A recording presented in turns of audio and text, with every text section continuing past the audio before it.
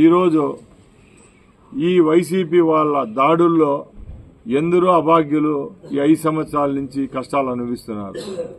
ముఖ్యంగా నిన్న ఎలక్షన్ల రోజు కూడా ఎందరికో ఫోన్లు చేయడము, అలాగే బూతుల్లో ఏజెంట్లుగా కూర్చుంటే లేపేయడము, మీరు ఎంత ధైర్యం మా ప్రభుత్వంలో కూర్చుంటారని బెదిరించింది వాళ్ళు. ఆ నెపాలన్నీ మా మీద పెడతా వస్తున్నారు. నేను ఒకటే చెప్తున్నా, ఇప్పుడు జరిగిన ఎన్నికల్లో తప్పకుండా నేను మంచి మెజార్టీతో గెలవబోతున్నాం.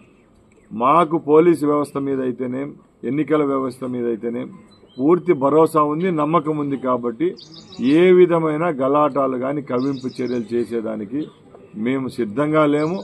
అలాగే మా పార్టీ శ్రేణులైతేనే, కార్యకర్తలైతేనే నేను ఒకటే కోరుతున్నా, రాబోయేది మంచి కాలం, మన కాలం. కాబట్టి మీరు కూడా నిగ్రహంగా, సహనంగా ఉండండి.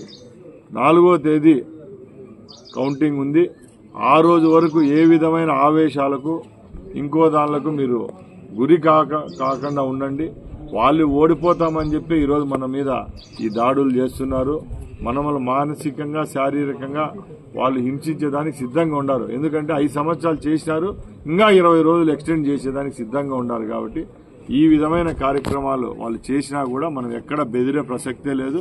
మనల్ని కాపాడుకుందాం కానీ ఎదుటి వాళ్ళ మీద దాడి చేసేదానికి మనకి ఇష్టం లేదు. తప్పకుండా మనం గెలవబోతున్నాం. కాబట్టి అందరూ సహనంగా ఉండాలని నేను కోరుకుంటున్నాను.